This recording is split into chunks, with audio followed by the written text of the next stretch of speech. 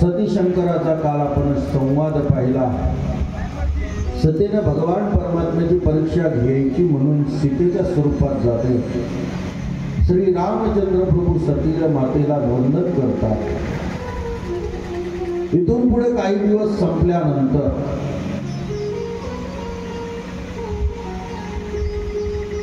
भगवान शंकर समाधिस्थ आहेत। इकडे ब्रह्मदेवानी दक्ष देवाला प्रजापती म्हणून घोषित केलेला आहे। दक्ष प्रजापतीला 16 कन्या आहेत। दक्षाला पहिल्या पत्नीपासून 27 कन्या आहेत, त्या सर्वच्या सर्व चंद्रदेवाला दिल्या।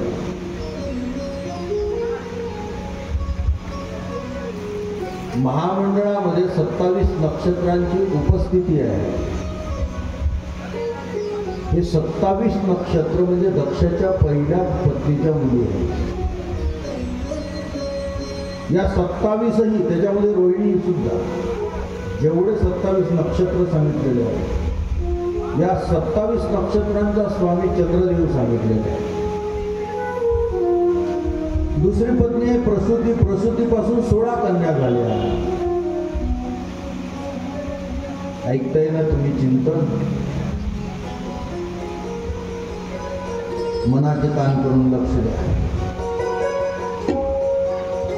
सुंदर रामकथा आहे। एक एक पैलू, एक एक चिंतन रामकथेचं फार आगळं आणि वेगळं आहे। आनंद मिळेल।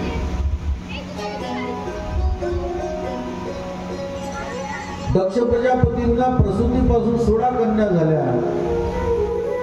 त्यापैकी 13 कन्या धर्मराजाला मिळाल्या।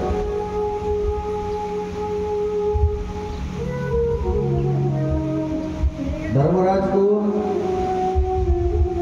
ज्यांना यमदेव म्हणतो आपण। 13 कन्या यमधर्माला दिल्या। 14वी कन्या जी होती ती मरुद्गरांना दिली। 15वी कन्या अग्निदेवाला दिली आणि 16वी जी सती होती ती भगवान शंकराला दिली। पुढे प्रश्न असा येतो, भगवान शंकराचा आणि दक्षाचं का पटत नाही? दक्ष तर प्रजापती आहे। प्रजापती पद घोषित झाल्यानंतर दक्षाला अहंकार चढला आणि पद आलं की अहंकार येत असतो। पद असो वा पैसा असो, त्याच्या पाठीमागं अनर्थ आहे आणि त्या अनर्थामध्ये एक अहंकार आहे, तो सर्वांच्या पाठीमागं लागतो। जीवनामध्ये पद पदोन्नती मिळाली की अहंकार येत असतो। पंतप्रधान पदापासून तर सरपंच पदापर्यंत जेवढे काही पद आहेत त्या पदाच्या पाठीमागं अहंकार आहे। अरे एवढंच नाही, साधं तंटामुक्तीचा अध्यक्ष जरी झाला तरी अहंकार येतो। मी अध्यक्ष आहे, जाऊ द्या तंटामुक्तीचं अध्यक्षपद, बचत गटाची अध्यक्ष झाली तरी अहंकार येते। ती म्हणजे माझ्याशिवाय मीटिंग पार पडणार नाही आणि मग ती ठरवेल तो नाश्ता बचत गटाचा। नाही, हे रेसिपी तर मागच्याच मीटिंगला झाली होती, मग ते मला आवडत नाही, मग दुसरं ती म्हणेल तसं। जाऊ द्या बचत गटाचं अध्यक्षपद, साधी भजन मंडळाची अध्यक्ष जरी झाली तरी अहंकार आहे। ग्रामपंचायत मधला बाबू जरी झाला तरी अहंकार आहे। पद कुठलंही येऊ, जाऊ द्या घरातला मुखिया व्हा, त्याला वाटते अख्खं घर माझ्यामुळे चालते। मुख्य माणूस जरी झाला तरी हे तर पद सोडा, भजन मंडळाचं अध्यक्षपद, सरपंच पद, चेअरमन पद, साधं घरातला मुखिया व्हा तरी अहंकार येतो। माझ्याशिवाय सूत्र हलणार। पद म्हटलं की अहंकार आहे ना? पदाच्या पाठीमागं अहंकार येतो। एखाद्या लग्नामध्ये एखाद्या बुढीबाई आजीला, म्हातारी आजीला बहुमान मिळाला आणि मग सगळ्यांना अहेर झाले, म्हातारीलाच मिळालं नाही, तिला अहंकार. सगळ्या कामाच्या वेळेस मी राहते, आज मात्र मीच राहील. ती अहंकारानं तिला वाटते माझ्याशिवाय पार पडणारच नाही आणि मग ती धमक्या देते, लग्नात नाही येत मी. अहंकार. छोट्या छोट्या गोष्टीमध्ये अहंकार प्राप्त होतो. पारिवारिक संपत्ती जरी असली तरी अहंकार. पैशाचा मद त्या ठिकाणी पैसा जरी आला तरी त्याच्या पाठीमागे मद आहे, अहंकार आहे. पद आलं तरी अहंकार आहे. एखादी कला असली अहंकार आहे. आणि अहंकार अशी गोष्ट आहे तर ती मूर्खाच्या पाठीमागं कधीच लागत नाही, ते चांगल्या माणसाच्या पाठीमागं लागते. साफ स्वच्छ निर्मळ असा माणूस तो पाहतो. असा गैराटला माणूस चालत नाही अहंकाराला. आता रस्त्यावर पडलेला, नालीच्या काडेला पडलेला त्याला कसला अहंकार होईल? त्याला अहंकार होणार नाही. कोणाचा? स्वरूपाचा अहंकार. स्वरूपाचा अहंकार होता सत्यभामेला, बलाचा अहंकार होता बलरामजीला, कलेचा अहंकार होता अर्जुनाला. हे अहंकारच होते. अहंकार फार माणसाचा शत्रू आहे. अहंकार फार हुशार आहे, तो मूर्खाच्या पाठीमागं लागत नाही. ज्ञानोबाराय बोलतात, नवल अहंकाराची गोटी विशेष नलगे अज्ञानाच्या पाठी, सज्ञानाच्या झोबे कंठी नाना संकटे नाचवी. ज्ञानोबारायचं चिंतन पहा किती मस्त आहे. ज्ञानोबाराय बोलतात, सज्ञानाच्या झोंबे कंठी नाना संकटे नाचवी. सज्ञानाला जो कलावान आहे, ज्याच्याकडे ज्ञान आहे, अशा माणसाला तो झोंबतो म्हणे. शब्दपहा कोणता वापरला? सज्ञानाची झोंबे कंठी. लागेपाठी नाही म्हटलं तर. झोंबणं वेगळं, लागणं वेगळं. आपल्याकडे प्रसिद्ध शब्द आहे, गावठी भाषेत गावगाड्यातले लोक, खेड्यातले लोक बोलतात. शेतात गेला, हो तब्येत नाही बरोबर, हा मग काय दही झोंबला काय तुले? म्हणजे काय? सज्ञानाची झोंबे कंठी याच्यावर बोलतो. हा फार प्रचलित शब्द आहे, जुना शब्द आहे. काय ज्ञानोबारांना आठवला तो शब्द पहा. एक एक शब्द झोंबतो म्हणे तो अहंकार. आणि झोंबलेला कधी उतरत.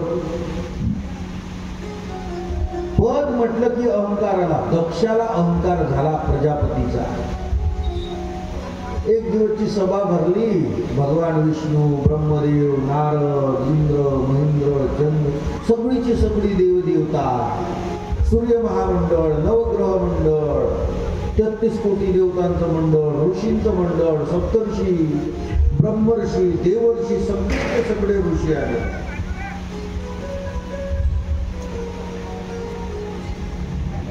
ब्रह्मदेवाच्या उपस्थितीमध्ये तो दक्ष प्रजापतीचा बहुमान. आता दक्ष प्रजापती ज्यावेळेस सभेमध्ये पदार्पण करतो त्यावेळेस त्याच्या पाठी तो येतोय म्हणून त्याच्या बहुमानाकरता, सन्मानाकरता सगळीचे सगळे देव उठून उभे राहिले. फक्त 3 देव उठून उभे राहत नाही. एक ब्रह्मा, एक विष्णू, एक महेंद्र, म्हणजेच महेश्वर. नम्र होत नाही देव. अहंकाराच्या पुढं नम्र होत नाही. एकदा अहंकार आला की त्याच्या पुढे देवाला आवडत नाही. अहंकार सर्व आवडेल देवाला. तुम्ही पूजन करत असताना कमी जास्त एखादी गोष्ट झाली, आवडेल देवाला.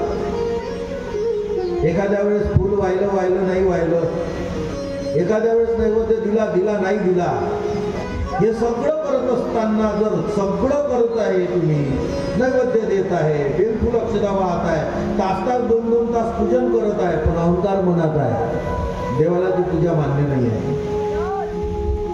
देव त्या पूजेचं मान्यत्व घेत नाही. भगवंत म्हणतो यापेक्षा काही नसतं तरी चालेल, फक्त तो अहंकार नसा. अहंकार नसा. सरळ मनानं देवाला शरण जा. अनन्यास चिंतयन्तो माम ये जना पर्युपासते. अनन्य भावानं भगवंताला शरण जातो. स्वतः देव बोलताय, जो माझं होय अनन्य शरणदयाचे निवारिणी जन्मवर्ण, याला की शरणागता शरण्य मीची. बघा काय बोलतात, मला अनन्य भावानं शरण या. काम, क्रोध, लोभ, मद, मत्सर, दंभ, अहंकार सर्व बाजूला ठेवून शरण या. नेमका माणूस अहंकार घेऊन देवाला जातो. बघा माझ्यासारखा दाता कोणी नाही. वर्गणी दे, हा हा लिहा लिहा, 501 लिहा. एवढं ताठानं म्हटलं त्यानं 500 गेलेली वर्गणी पापात जमा होते, पुण्यात होत नाही. हा, आणि तेच जर नम्रपणानं म्हटलं माझी परिस्थिती तर नाही भाऊ, एक 501 रुपये तरी परिस्थितीनुसार देतो, 1000 रुपये देतो, तशी तर देण्याची इच्छा भरपूर आहे, पण परिस्थितीनं मी थोडा कोलमडलो, एवढे घ्या, गोड करा देवाचा. असं म्हणा तुम्ही बोलण्यामध्ये नम्रता असते. लहानपण देगा देवा, लहानपण देगा देवा, देगा देवा,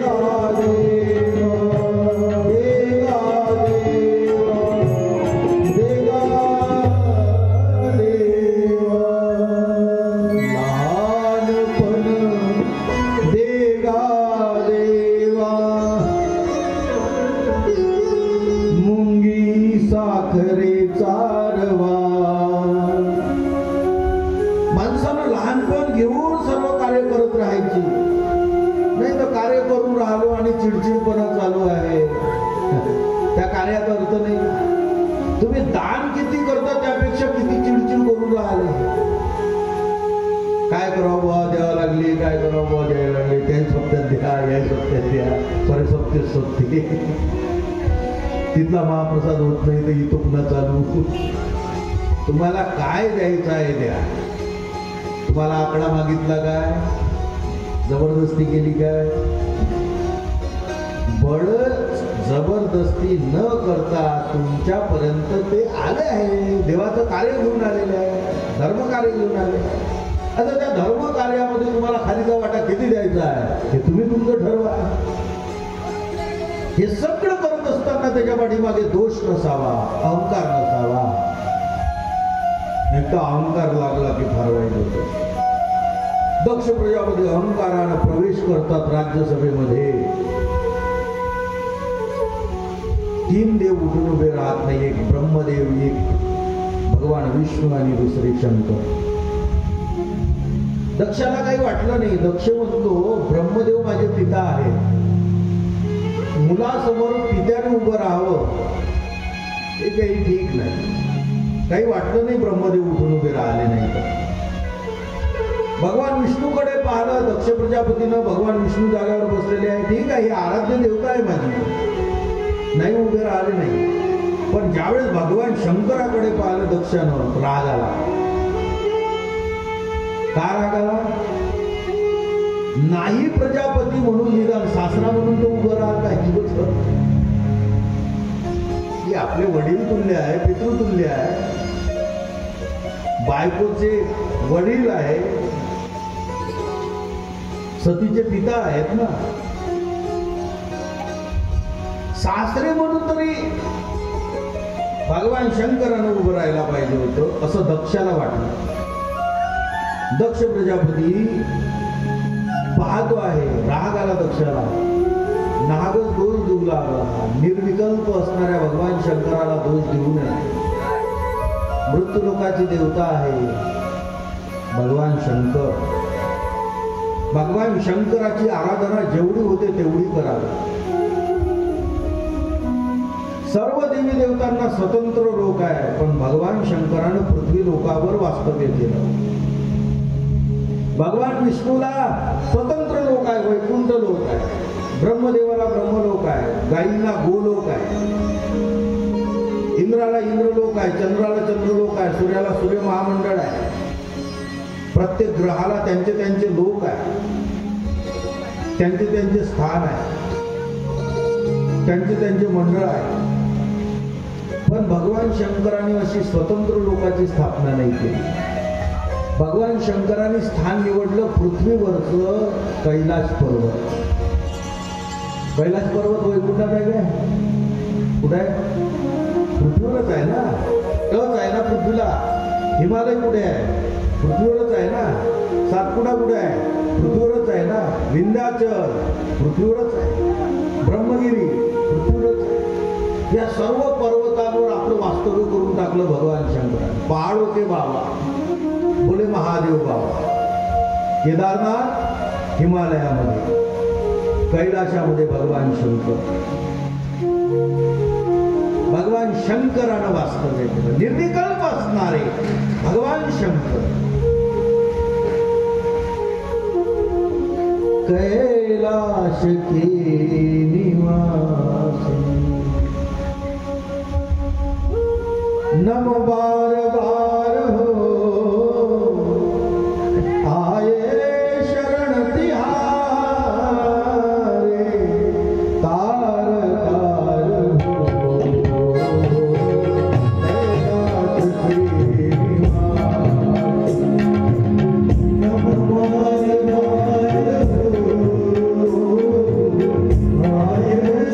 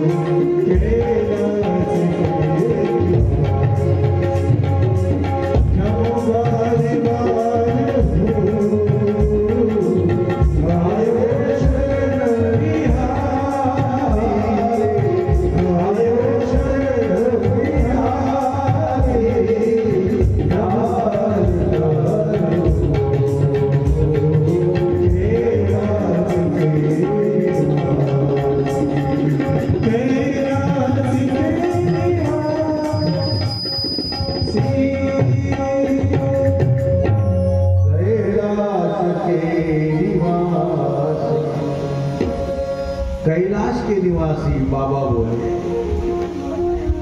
निर्विकल्प असणारे भगवान शंकर आहेत. अरे भगवान शंकराला आजच दोष देऊ लागले. दक्षाला राग आला. दक्ष भगवान शंकराला बोलू लागले, मरकटासारखे लाल डोळे करून बघतोय माझ्याकडे. या भगवान शंकराला कुठल्याही यज्ञातला भाग न मिळो. अंगाला राख फासणारा आहे, गळ्यामध्ये रुंडमाला धारण करणारा आहे, अपवित्र आहे. भस्म धारण करणारा आहे, मेलेल्या माणसांची चिताची भस्म अंगाला लावणारा आहे. दक्षानं श्राप देऊन टाकला. यज्ञातला भाग न मिळो. नंदीला राग आला दक्षाचा.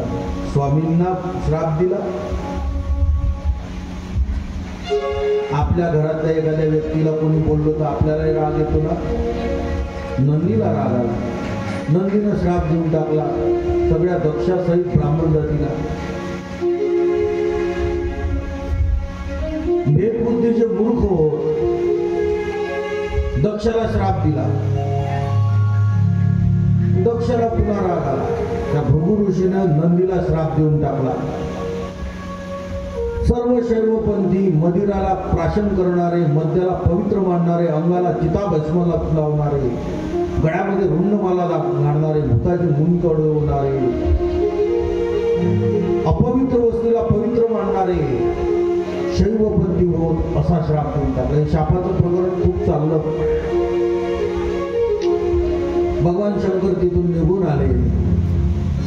कैलाशामध्ये आले. निर्विकल्प समाधी लागली भगवान शंकराला. असे बरेच वर्ष लोटले दादा, बरेच वर्ष लोटले. वर्षामागून वर्ष जात आहे, काळामागून काळ जात आहे. आणि एक दिवसचा प्रसंग, दक्ष प्रजापतीनं यज्ञ ठेवला. यज्ञ जो ज्या ठिकाणी ठेवला ते हरिद्वार नावाचं क्षेत्र आहे. गंगेचा काठ आहे. आणि हरिद्वार मध्ये कनखल नावाचं क्षेत्र आहे. तिथे दक्ष प्रजापतीनं यज्ञ करण्याचं ठरवलं. सर्वांना निमंत्रण पाठवलं दक्ष प्रजापतीनं. सगळ्यांना निमंत्रण पाठवलं. पण भगवान शंकराला निमंत्रण पाठवलं नाही. का पाठवलं नाही? त्याचं पूर्वीपासूनच जमत नाही. एकमेकाविषयी राग होता. दक्षाला का राग होता याचं कारण होतं, सगळ्या मुली श्रीमंतांच्या घरी पडल्या असा भास, असं मानणं दक्षाचं होतं. आणि ही एकटीच मात्र पृथ्वी लोकामध्ये कैलाशावर राहते. तिचं नाव सती. सर्वात लाडकी सती आहे. 13 कन्या दक्षाच्या धर्मराजाला दिल्या. यमलोकामध्ये वास्तव्य करतात. एक पितृलोकांना दिली, एक अग्निदेवाला दिली. अग्निलोक स्वतंत्र आहे, पितृलोक स्वतंत्र आहे.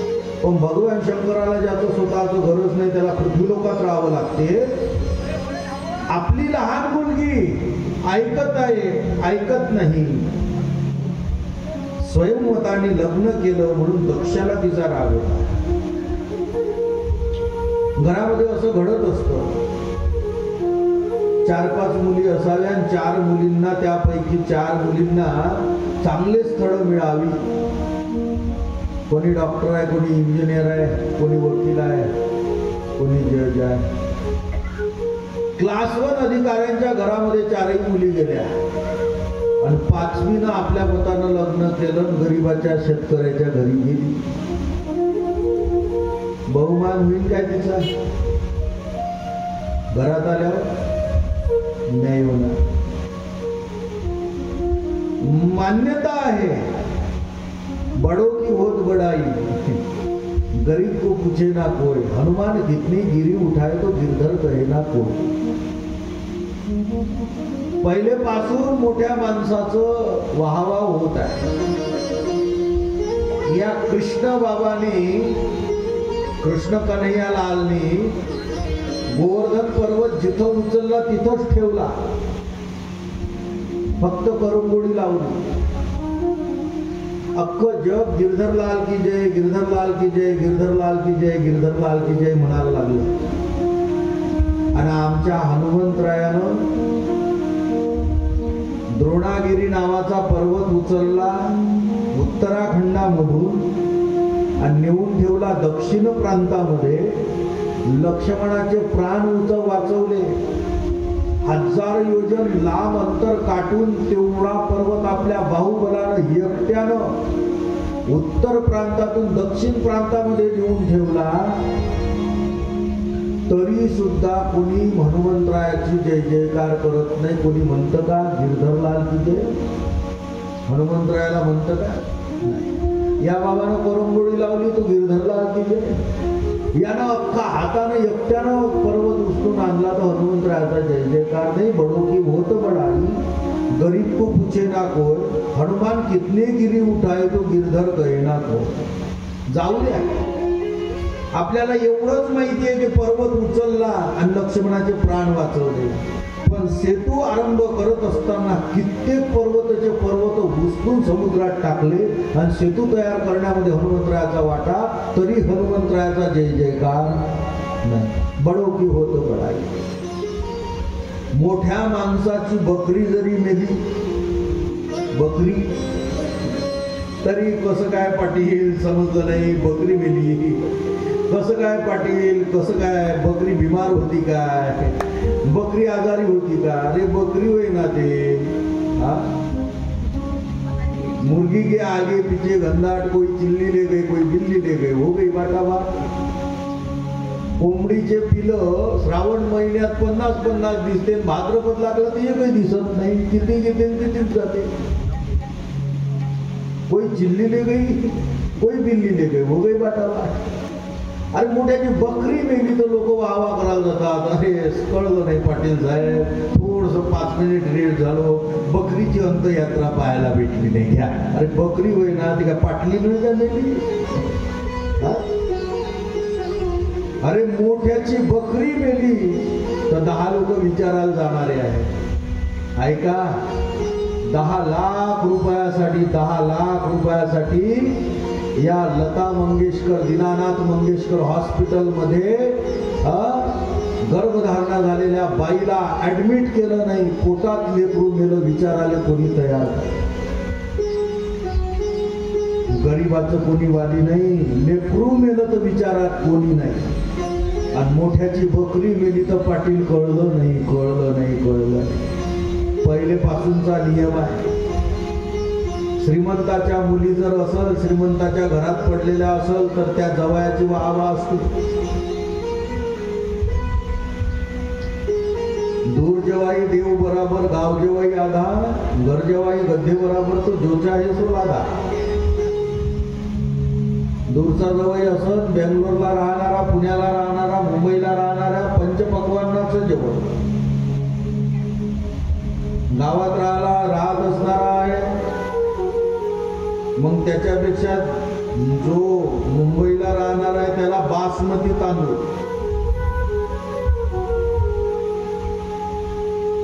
जो गावात राहणारा आहे त्याच्यासाठी 50 रुपये किलोचा तांदूळ, जो दिल्लीहून आला त्याला 110 रुपये किलोचा तांदूळ, आणि जो घरजवळ आहे त्याला 2 रुपये किलोचा राशन कार्डावरचा तांदूळ.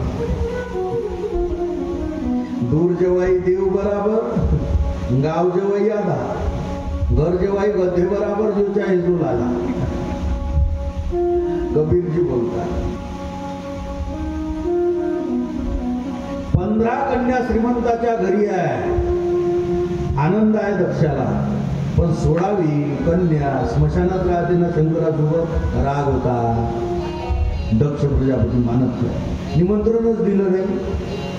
सगळ्यांना निमंत्रण पाठवले पण सतीला आणि शंकराला निमंत्रण. आकाश मार्गाने गाड्या चालल्या, आकाश मार्गाने वाहन चालले. गरुडावर आरूढ होऊन भगवान विष्णू जात आहेत, मयुरावर आरूढ होऊन भगवान ब्रह्मदेव जात आहेत, ऐरावत हत्तीवर आरूढ होऊन इंद्रदेव निघाले. सगळीची सगळी देव चालले. सती पाहते आहे आकाश मार्गाने सर्व देवी देवता निघालेले आहेत. ज्या मार्गाने जात आहे तो मार्ग कैलाशावरचाच आहे, कारण हरिद्वारला यायचं नाही. हरिद्वार असं स्थान आहे हिमालयाच्या खाली, पृथ्वीच्या वर असं मध्यस्थी ठिकाण आहे हरिद्वार. भगवंताकडे जाण्याचं द्वार म्हणजे हरिद्वार. म्हणून पहिली सुरुवात चारधामची हरिद्वार पासून होत असते. नंतर भगवान परमात्म्याकडे जाताना संतांचं दर्शन सांगितलंय म्हणून ऋषिकेश. नंतर पवित्र भाण्याकरता यमुनोत्री, पापाचं क्षालन करणारी यमुनेची आंघोळ. नंतर भगवान केदारनाथ, नंतर बद्रीनाथ, साऱ्या शेवटी येताना गंगेची आंघोळ करून घरी गंगोत्री. हरिद्वार, हरीचं द्वार, जे हिमालयाच्या खाली आणि पृथ्वीच्या वर असं मध्यस्थी आहे, अशा हरिद्वारला कणखल क्षेत्रामध्ये यज्ञ आरंभ केला.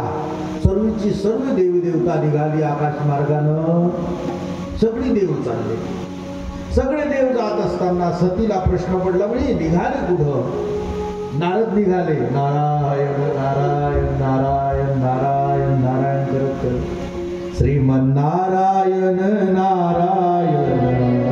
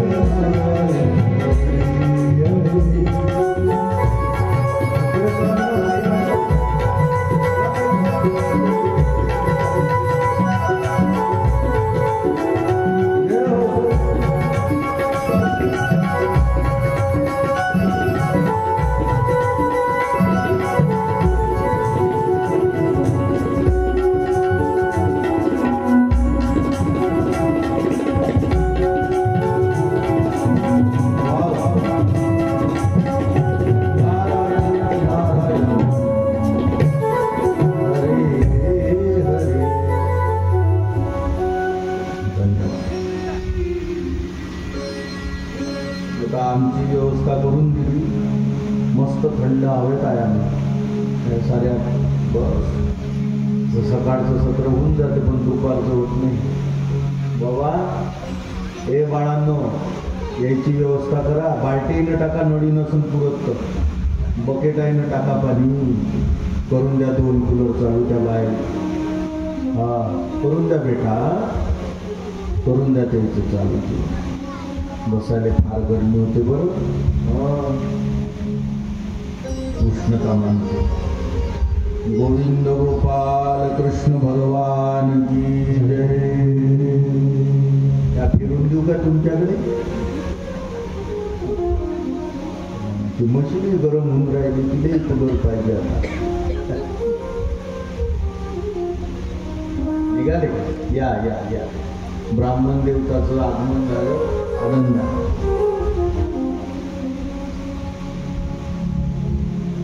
नारद मुनी निघाले, नारायण नारायण नारायण नारायण भजन करत. नारदाला बोलावलं, सतीन मग इकडे बोला माग. हे निघाले तिथं, कशाची गडबड आहे? ते सगळेचे सगळे माहिती नाही तुम्हाला कुठे निघाले नाही, खरंच माहिती नाही. आता नारद आहे ते अतिशोक्ती अलंकार. अतिशोक्ती अलंकार कशाला म्हणतात? फुटभर असणं, हातभर लावणं, याला व्याकरणामध्ये अतिशोक्ती अलंकार म्हणतात. सर्व प्राय ते फुटभराचा. लोक सांगतो हे हात भरवता लांबचा लांब. नारदानं चढून चढून गोष्ट सांगायला सुरुवात केली. म्हणजे खरंच माहित नाही म्हणजे नाही. काही बोलता तुम्ही, घरचं कार्य आपल्या, मग तर अधिकच उत्कंठा वाढली सतीची. म्हणजे घरचं, हा आपल्या घरचं कार्य असून आपल्या घरच्या कार्यामध्ये सगळीची सगळी देवी देवता निघाली. लक्ष द्या, घरच्या कार्यामध्ये. म्हणजे आपल्या घरी कुठे आहे कार्य? भगवान शंकरानं तर तसं काही मला सांगितलं. म्हणजे या घरी नाही, माहेरी. माहेरी माहेरी तरी आहे का? म्हणजे तुमच्या वडिलाकडे यज्ञ आहे. बाप, हे सगळी जण तिकडे निघाले. म्हणे हो, सगळ्यांना निमंत्रण आलं. म्हणजे हे काय पत्रिका घेऊनच फिरून राहिलो. आपले विनीत दक्ष प्रजापती, मला पत्रिका आली. तुम्हाला पत्रिका आली, पण मला पत्रिका, मी मुलगी आहे ना म्हणजे त्यांची माहिती नसत. भगवान शंकराला विचारून पहा. भगवान शंकराजवळ गेले, समाधीतून जागं गेलं. का पत्रिका आली का आपल्या घरी कुठली? म्हणे मी तर समाधीस्थ आहे गो. कोणाच्या जेवणाचं निमंत्रण येते, कोणाची तरी होते, मला काय नाही. मी काय भानावर आहे? राम नामाच्या चिंतनामध्ये विलीन आहे मी, माहिती नाही. सती पुन्हा नारदाकडे गेली, नाही आली पत्रिका. नारद समजावून सांगतात, होत असते आईसाहेब, होत असते. असं कधी कधी होत असते की सर्व गावाला पत्रिका जातात, पण अत्यंत जवळचाच एखाद्या वेळेस चुकून जात असतो. नसल आली तुम्हाला तरी जायचं. म्हणजे पत्रिकाच नाही तर जायचं कसं? नारद म्हणतात, काही ठिकाणं आईसाहेब अशी आहे का तिथे न बोलावता जावं. काही ठिकाणं असे आहेत का तिथे बोलावल्यानंतर जावं. काही ठिकाणं अशी आहे बोलावल्यानंतरही जाऊ नये. काही ठिकाणं अशी आहे न बोलावण्याची वाटही बघू नये. काही ठिकाणं अशी आहेत बोलावल्यानंतर जावं. लग्न आहे कोणाचं, कोणाचा वाढदिवस आहे, फंक्शन आहे, बोलावल्यानंतर जा ना. बोलावलंच नाही, चाल लग्नातून जेवण करून येऊ. काही अर्थ आहे का त्या गोष्टीला?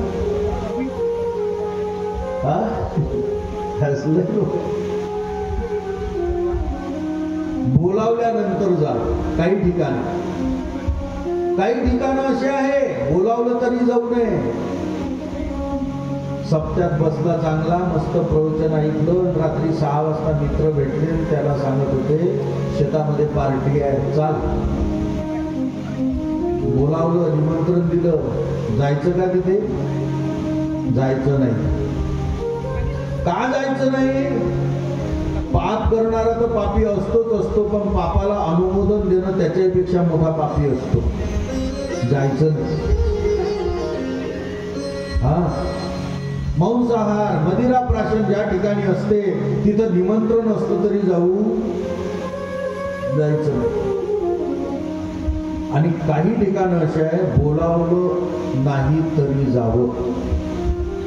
मंदिर आहे देवाचं, सप्ताह आहे, धर्मकार्य आहे, तीर्थयात्रा आहे, न बोलावता जावं. देवाच्या बोलावण्याची वाट पाहायची. आम्ही एखाद्या वेळेस म्हटलं चला बाबा वृंदावनला कथा आहे, मुक्ताला कथा आहे, चलता का? देवानं बोलावलं नाही ना, कसं येऊ? आता देव घरी निमंत्रण द्यायला येईल. आता पंढरीची वारी निघते ना, जमला होईल 5 मिनिटात होईल. चालेल. पंढरीची वारी निघते. तर पंढरीच्या वारीचं सगळ्यांना निमंत्रण मिळते का? पण जातात त्यांनी लोक. निमंत्रणाची वाट बघायची नाही. धर्म कार्यामध्ये, धर्म मंडपामध्ये आपलं कार्य आहे, सर्वांचं कार्य आहे, आपल्या गावाचं कार्य आहे, आपल्या भगवंताचं कार्य आहे, माझ्या रामाचं कार्य आहे, माझ्या हनुमंतरायाचं कार्य आहे, माझ्या गुलाबराव महाराजांचं कार्य आहे. म्हणून सगळ्यांनी इन्व्हॉल्व्ह व्हायचं असते, जायचं असतं त्याच्यामध्ये. न बोलावता जावं. दुसरं ठिकाण सांगितलंय न बोलावता जावं. आजारी माणूस आहे, एखादा आजारी आहे, मग तो त्याच्या बोलावण्याची वाट पाहता. ये रे बाबा मला कॅन्सर झाला, ये रे बाबा मला टायफॉइड झाला, ये रे बाबा मला न्यूमोनिया झाला, ये रे बाबा माझं ऑपरेशन झालं. नाही, आजारी असेल न बोलावता भेटीला जा. आणि तिसरं ठिकाण असं सांगितलेलं आहे, मुलीनं बापाच्या घरी न बोलावण्याची वाट बोलावण्याची. माहेरला जाताना मुलीनं कुठल्याही मानपानाचं माध्यम वापरू नये. बापाच्या घरी जोपर्यंत आई आणि जोपर्यंत बाप जिवंत आहे तोपर्यंत न बोलावता जा. हा, आई वडील गेल्यानंतर भावाचं निमंत्रण पहा, वहिनीचं निमंत्रण पहा. पण जोपर्यंत आई वडील जिवंत आहे तोपर्यंत निमंत्रणाची वाट पाहायची नाही. मुलीनं बापाच्या घरी जात असताना निमंत्रण पटलं सतीला. सती गेली भगवान शंकराजवळ. सती बोलू लागली भगवान शंकराला, देवा पिता भवन उत्सव परमजो प्रभु आयुष होई, तो मै जाऊ कृपा यतन सादर देखो. हे प्रभू, माझ्या पित्याच्या घरी फार मोठा यज्ञ आहे, तो मला पाहण्याची उत्सुकता आहे, चलता का? म्हणे नाही ग, निमंत्रण नाही, कसं यायचं? मी नाही येणार. निमंत्रणाची आपल्याला गरज आहे ना, निमंत्रण पाठवलंच नाही आपण कसं काय जायचं? अपमान होईल तिथं आपला, जाऊ नये. आणि ज्या ठिकाणी अपमान होतो तिथं पाय टाळ ठेवू नये. ज्या ठिकाणी स्वाभिमान दुखावतो त्या ठिकाणी जाऊ नये. भगवान शंकर म्हणतात निमंत्रण नाही, जाऊ नये. या उलट सतीनं उत्तर दिलं. सती म्हणते माहेरला जात असताना निमंत्रणाची वाट पाहू नये असं नारदानं मला सांगितलं. आता भगवान शंकर या उलट बोलतात सतीला, सती मुलीनं बापाच्या घरी जात असताना निमंत्रणाची वाट पाहू नये हे बरोबर आहे, पण सासऱ्याच्या घरी जावयानं जात असताना जावयानं निमंत्रणाची वाट पाहायची हे तेवढंच खरं आहे. पण काही जावई असे बलवत्तर आहे ते लावण्यामागं धावणं, हिची तयारी चालू राहते तर ह्या बॅग घेऊनच पुढं असे जवळ पाहायला भेटते. चालत नाही काय, चालत नाही, यालाच घाई. अरे माहेर तिचं वय, तुझं नाही. जावयानं सासऱ्याकडून निमंत्रण आल्याशिवाय जाऊ नाही. मुलीला जाता येते बापाच्या घरी, पण जावयानं सासरवाडीला निमंत्रणाशिवाय जायचं लक्षात ठेवा. भगवान शंकर म्हणतात नाही, मी नाही येणार. कहे उनिक मोरे हु मन भावा, यह अनुचित नहीं देवत पठा. दक्ष सकल निज सुता बोलाई, दक्ष सकल निज सुता बोलाई,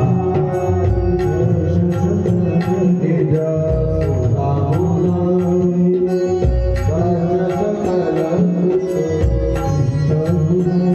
हमारे बयर तुमहु बिसराई, हमारे बयर तुमहु बिसराई.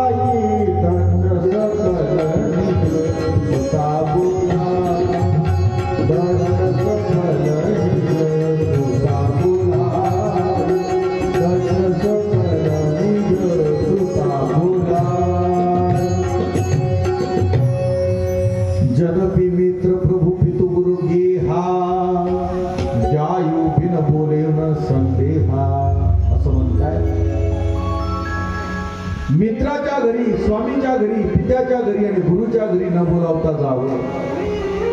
तदपि विरोध मान जह कोई, तहा गए कल्याण न होई.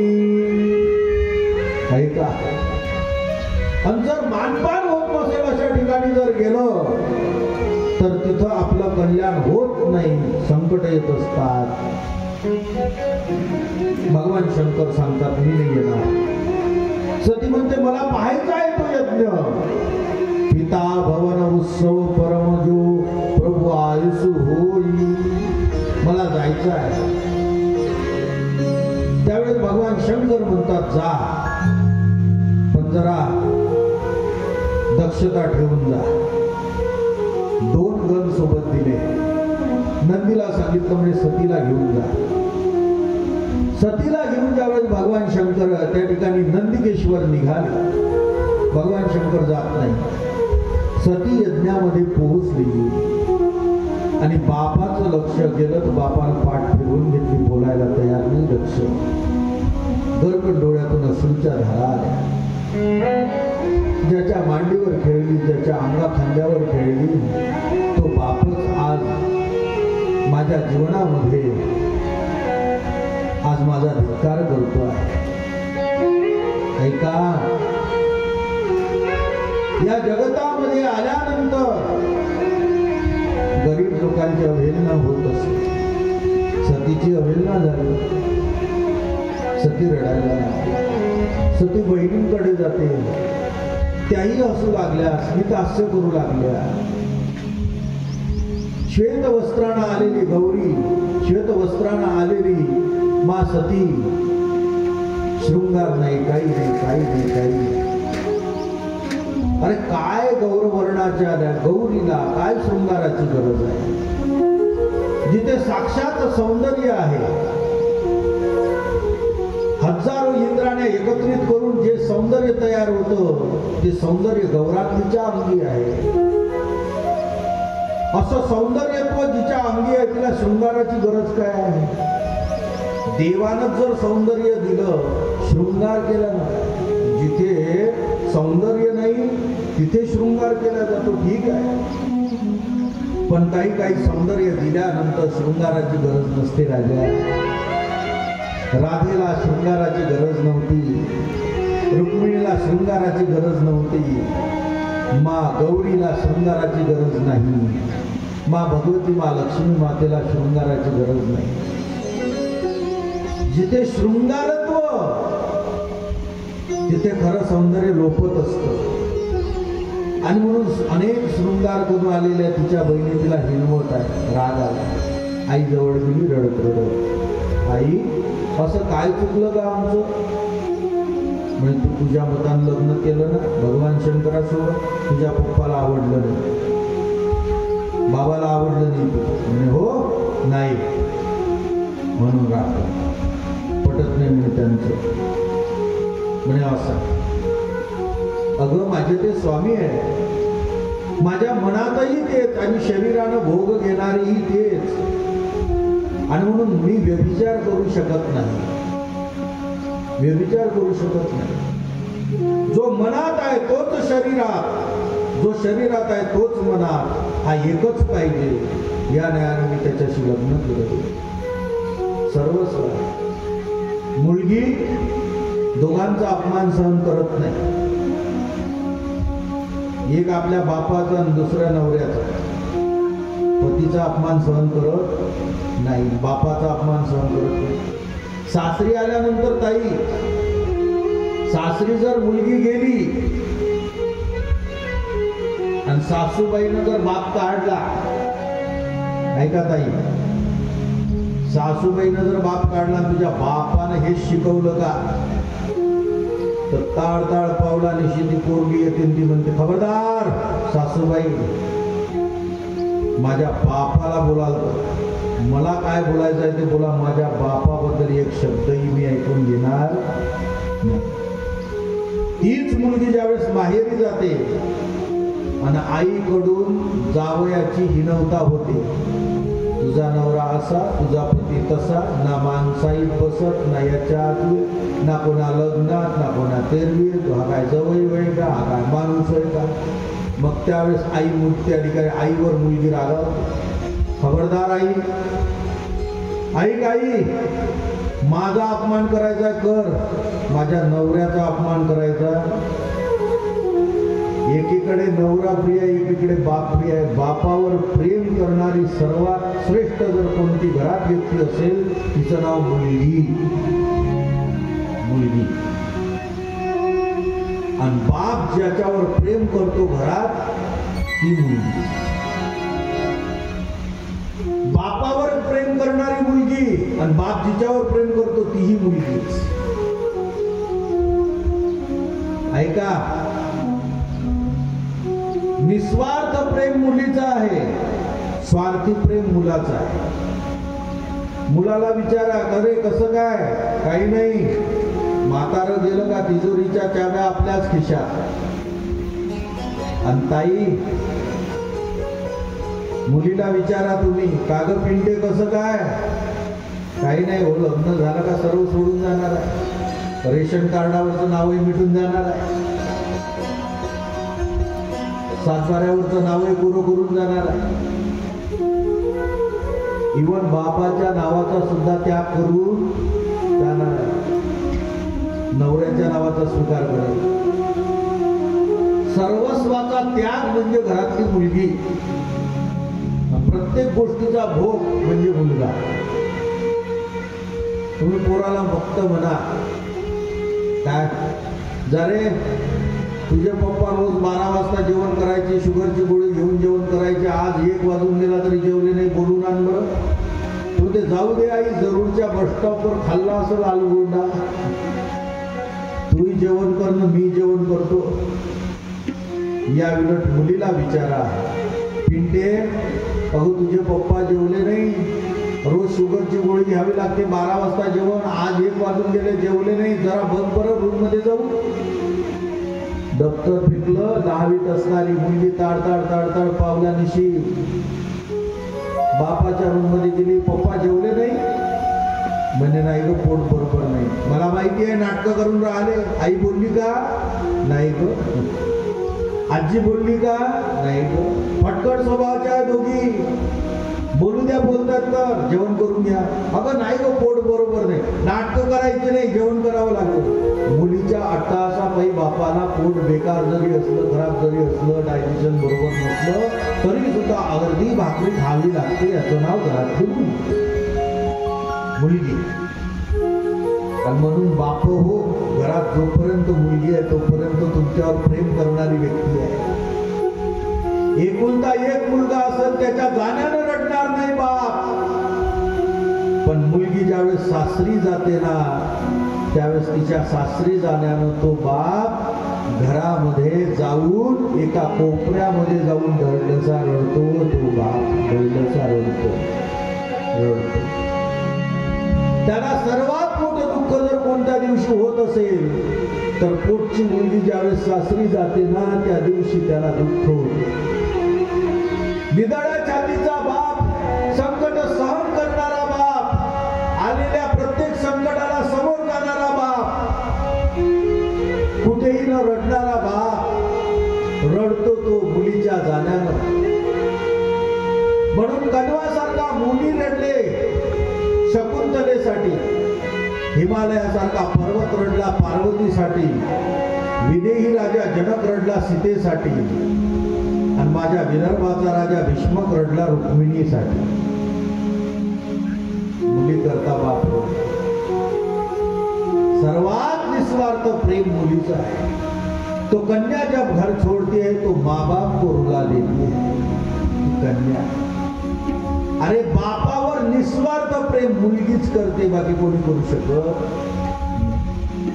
सर्वात प्रिय बापाला घरातली व्यक्ती कोणती असेल तर त्याची ते चिमटी असते, त्याची पिंटी असते. 50,000 लाख रुपये डोनेशन भरावं लागते. नागपूर सारख्या विद्यापीठाच्या ठिकाणी उच्च शिक्षित करावं लागते. पैशाची व्यवस्था नाही. पाटलाकडे जातो, द्यावं पाटील 50,000 द्या, माझ्या मुलीचं डोनेशन भरावं लागतं. पाटील म्हणतो चुकते कसे करशील, वर्षभर चाकरी करल पाटील, काम करून करून तुमचे पैसे फिटतील, पण माझ्या मुलीला द्या. स्वतःच्या अंगावरची फाटकी बनून कधी पाहत नाही बाप, पण मुलीच्या पायातली शांडल जर तुटली दिसली ना तर नवी आणून दिल्याशिवाय राहत नाही. त्याचं नाव बाप आहे, त्याचं नाव बाप. हा बाप जिवंत असणं गरजेचं. ऐका ना, जगतामध्ये आईचं वर्णन तर प्रत्येकानं केलं, बापाचं कोणं केलंच नाही.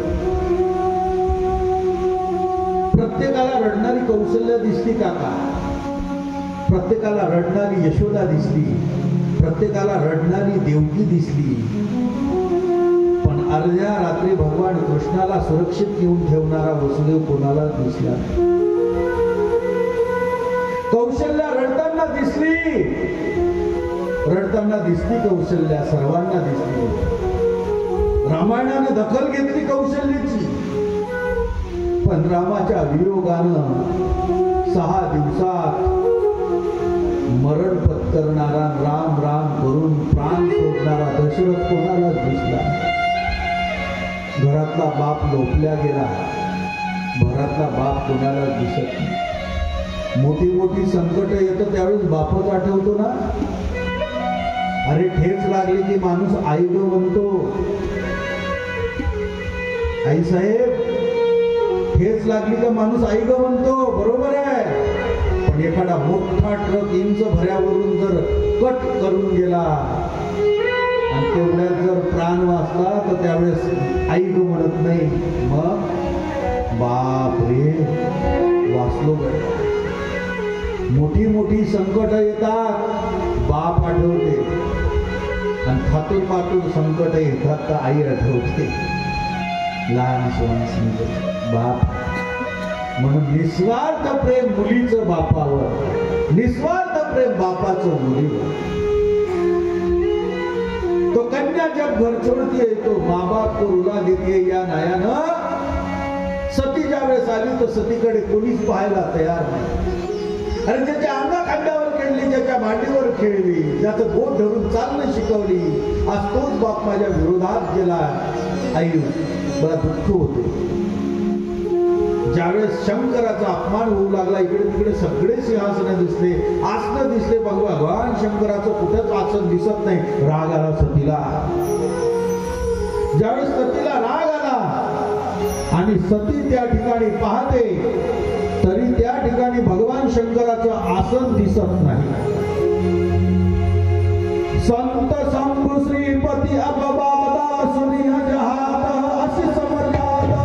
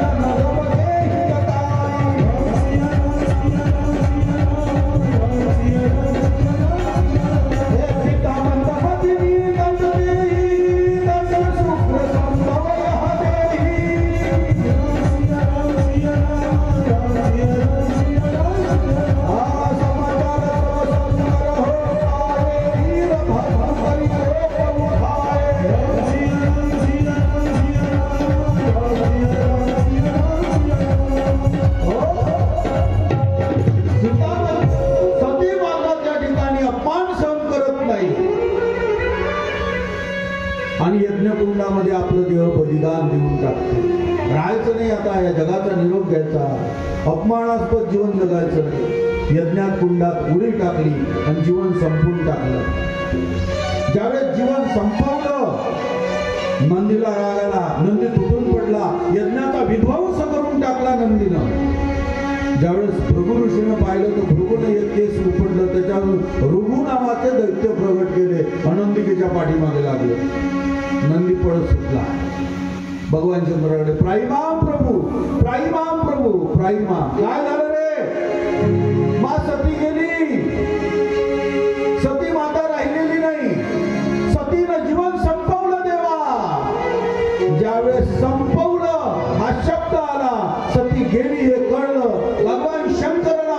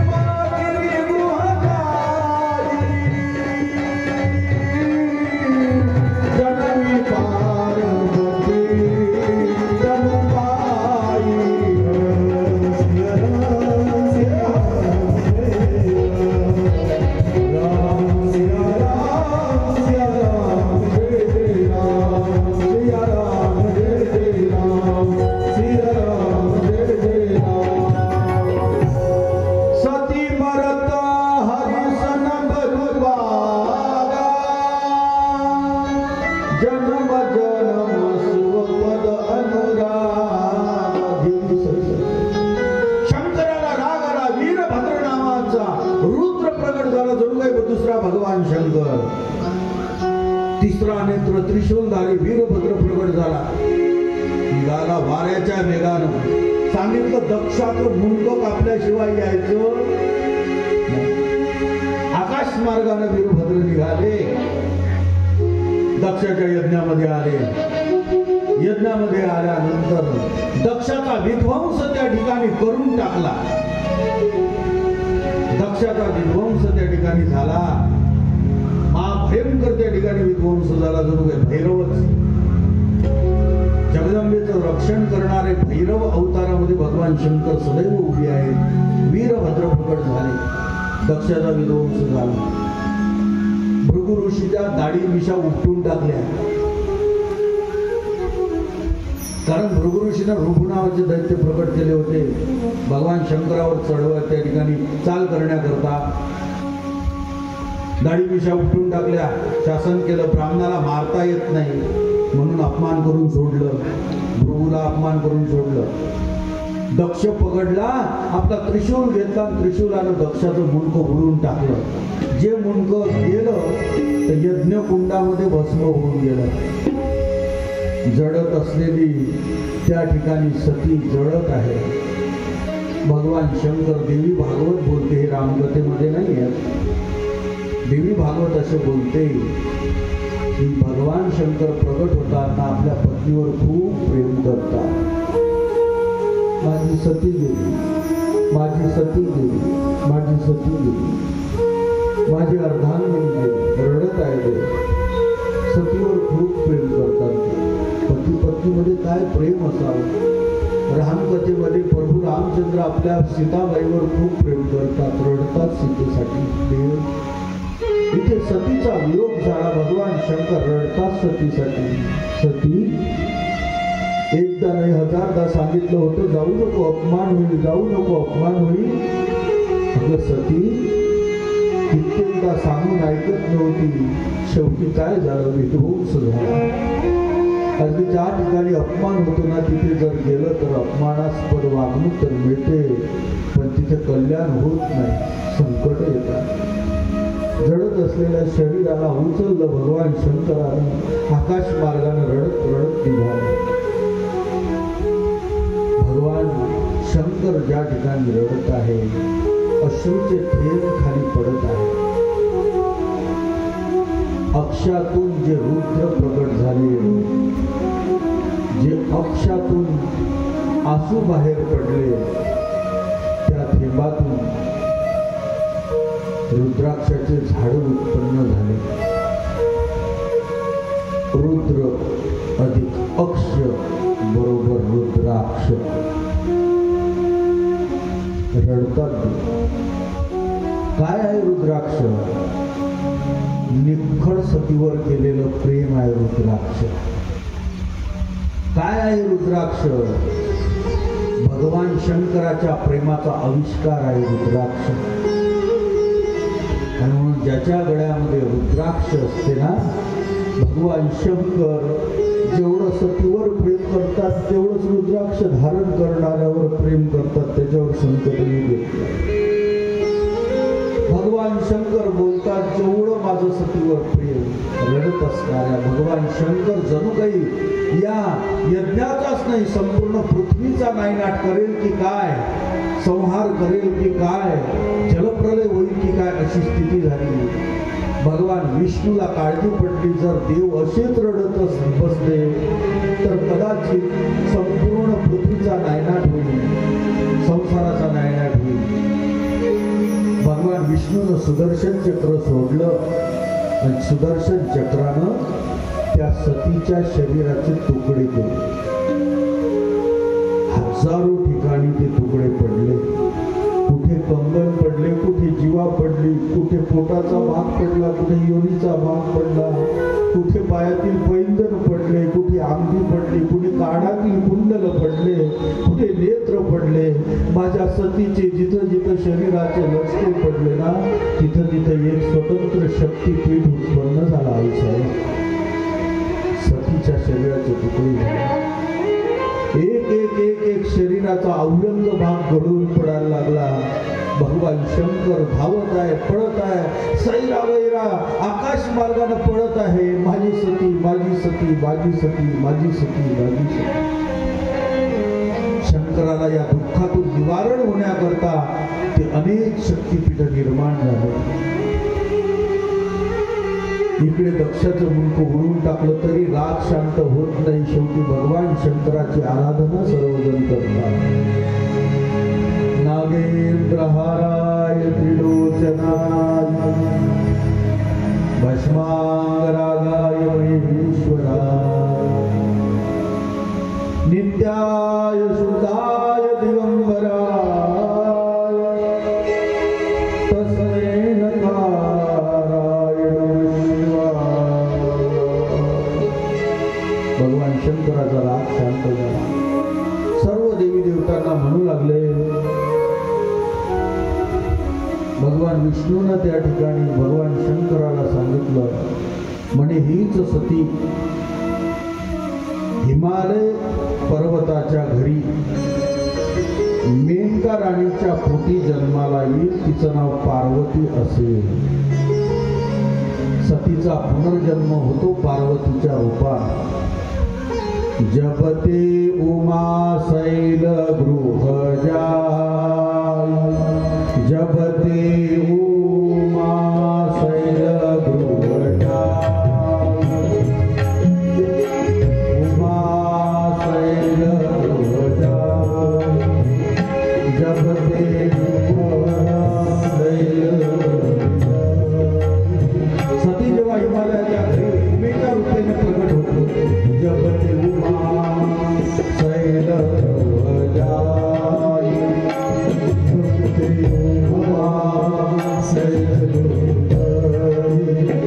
सकल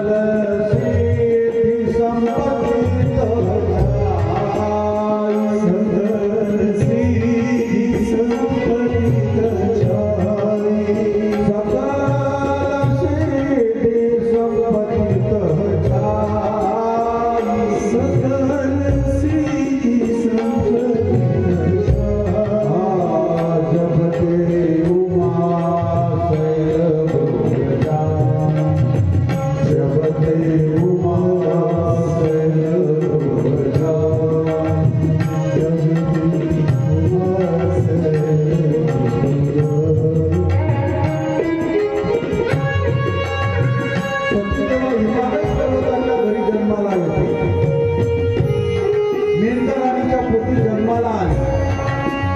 इथे पार्वतीचा जन्म झाला. सर्व प्रदेश सर्व सिद्धींनी संपत्तीने भरून गेला. मुनींनी जिकडे तिकडे सुंदर आश्रम बनवलेले आहेत. हिमालयाने त्यांना योग्य दान दिली, स्थान दिलेली आहे. जहत मुनीना स्वाश्रम कीने, जहत मुनीना स्वाश्रम कीने,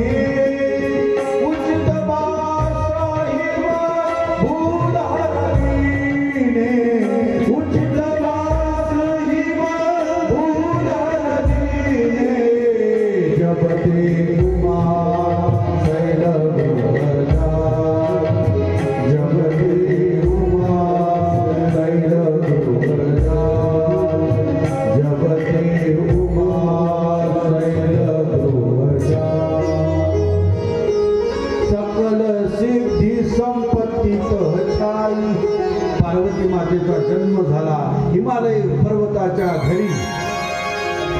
आणि मग भगवान शंकराची असंख्य वर्षाची समाधी मोडली. का मोडली त्याचं कारण पुढे येते आहे.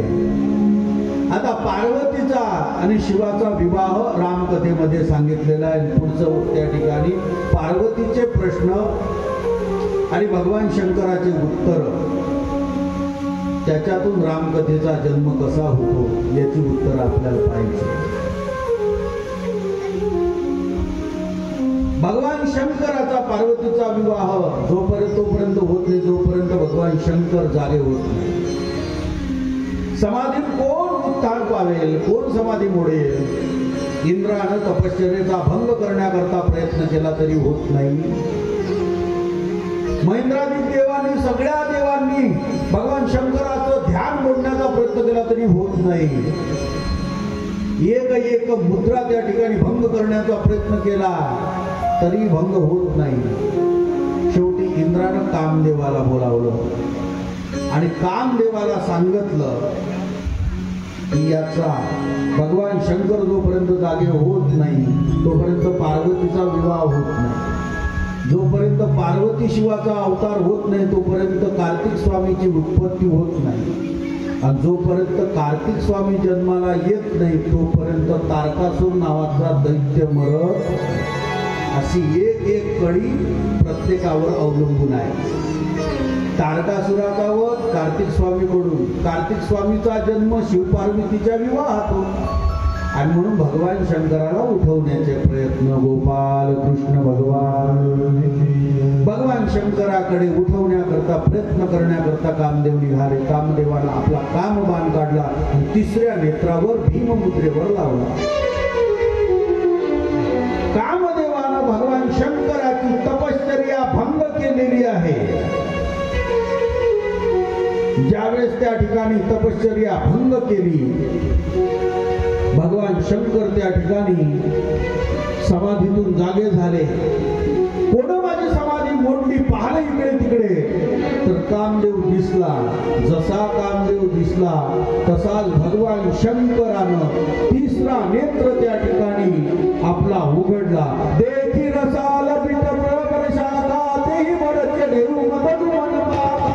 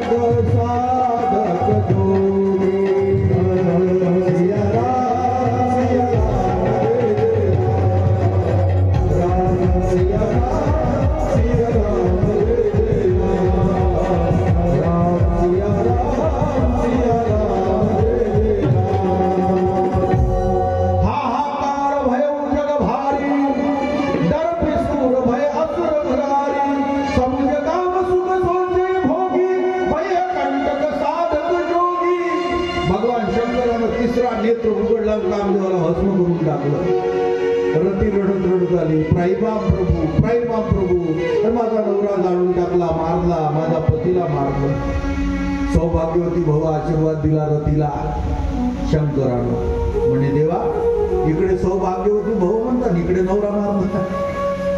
हा आशीर्वाद खरा का मेलेला कामदेव माझा पती खरा? भगवान शंकर म्हणतात दोन्ही खरं. कस काय? म्हणे असं आहे, आता कामदेव खरं गेला, पण हाच कामदेव द्वापार युगामध्ये रुक्मिणीचा पहिला पुत्र म्हणून प्रद्युम्न म्हणून जन्माला येईल. तो कामदेव असेल म्हणून कृष्ण पहिला पुत्र असेल. कृष्णाचा पहिला पुत्र प्रद्युम्न असेल, त्याचा तुझा विवाह द्वापार युगात होईल. या हेतून सौभाग्यवती भव. पण तोपर्यंत कामदेव जळून भस्म झाला, हेही खरं आणि तेही खरं. भगवान शंकर जागे झाले. भगवान शंकराची आराधना सगळ्यांनी केली. देव शांत झाले. देवानं विचारलं, कशाला अट्टहास? कामदेव मिला. कामदेव जागा त्या ठिकाणी जळून भस्म झाला. म्हणजे जोपर्यंत तुमचा विवाह होत नाही तोपर्यंत रामकथेचा जन्म नाही. कारण सतीचे पार्वतीचे प्रश्न, शंकराचे उत्तर, पार्वतीच्या प्रश्नातून शंकराच्या उत्तरातून रामकथेचा जन्म आहे. आणि म्हणून शिव पार्वती विवाह या ठिकाणी मुख्य मानला. म्हणून भगवान शंकरानं विवाहाची तयारी केली. इथे शिव पार्वतीचा विवाह मोठ्या थाटामाटामध्ये पार पडला. या ठिकाणची आजची कथा पूर्णविराम घेते. पुढच्या कथेला प्रारंभ होत असताना श्रीराम जन्माची कारण अनेक काय आहे, राम मानव जन्मामध्ये का जन्माला येतात आणि त्यांना दुःख का होते, 14 वर्षाचा वनवास का होतो, या सगळ्या प्रश्नांची उत्तरं आपण उद्याच्या दुपारच्या 3:30 वाजताच्या सत्रामध्ये पाहणार आहोत. तोपर्यंत आत्ताच्या या चिंतनाला पूर्णविराम. गोपाल कृष्ण भगवान की, श्रीरामचंद्र भगवान. भज मन राम चरण सुखदाई, भज मन राम चरण सुखदाई.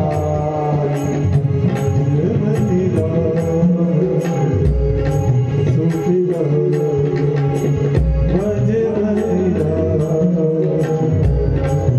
सुखदाई.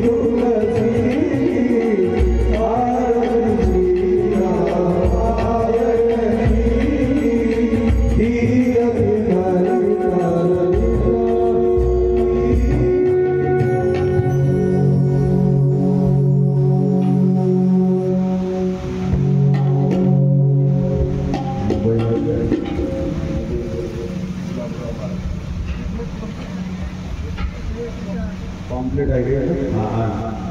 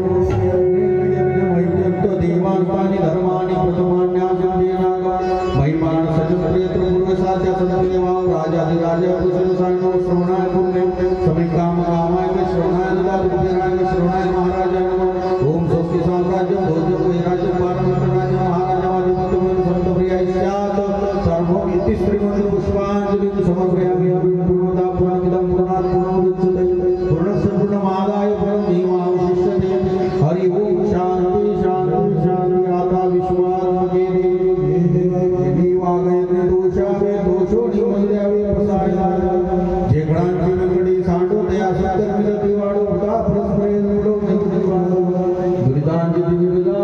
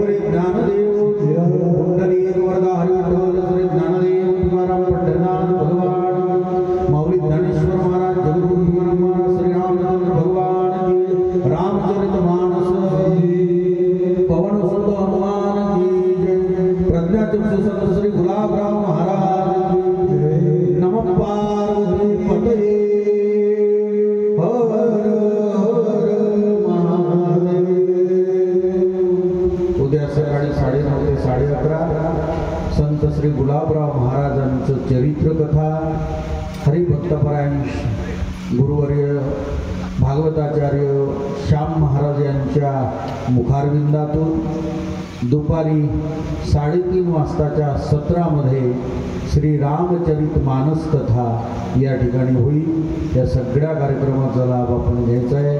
आता लगेच हरिपाठाला सुरुवात होईल। रात्रीचं कीर्तन 8 ते 10 मध्ये। आजचं कीर्तन कोणाचं आहे? श्रीकांत महाराज यांचं हरिकीर्तन होईल। सर्वांनी त्या कार्यक्रमाचा लाभ घ्यायचा। हा इथं वाटा ना, मग बसून खातील ना, ते वाटा ना पुरं जाता जाता देता। बरोबर, जाताना प्रसाद घेऊन जा।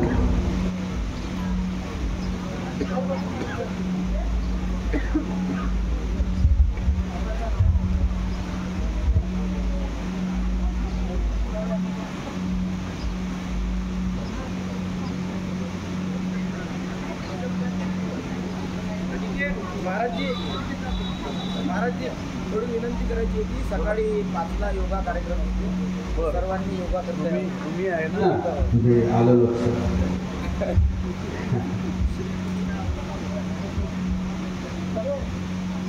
उद्या सकाळी 5 वाजता, रोज 5 वाजता या सप्ताहांतर्गत योगाचा क्लास या ठिकाणी घेत आहेत आमचे माननीय आदरणीय अशोकजी घोरमाडे काका। हे योगाचे क्लास या ठिकाणी घेत आहे। सर्वांनी आपल्या शरीर यष्टीचं भान ठेवून शरीर सांभाळण्याकरता आणि शरीर निरोगी ठेवण्याकरता योगा क्लास करता सगळ्यांनी 5 वाजता हजर राहायचं आहे।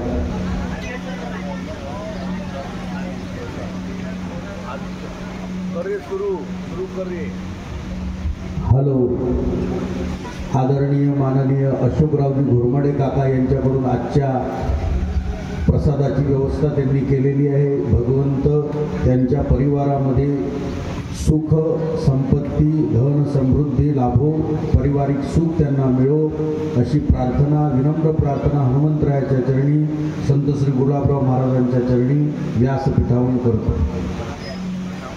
आणि जर रोजच्या प्रसादामध्ये जर तुम्हाला भाग घ्यायचा असेल, आता आजचा जो प्रसाद इथे मुलं वाटतात तरुण वर्ग, त्याप्रमाणे जर तुम्हालाही वाटत असेल रोज आपल्याकडून प्रसाद जावा तर भाग घेऊ शकता। आमच्याकडे अनिकेत या ठिकाणी आहेत, अशोकरावजी आहे, यांच्याकडे नावं नोंदवा, समितीकडे नाव नोंदवा, तुमच्या प्रसादाची व्यवस्था केली जाईल।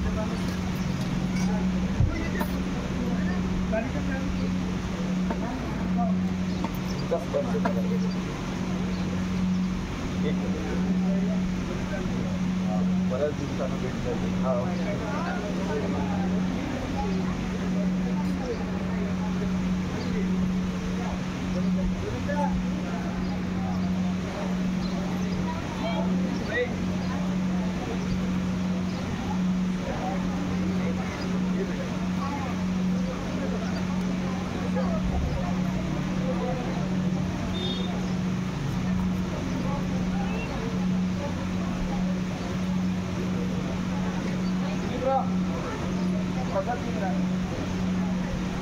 प्रसाद आहे।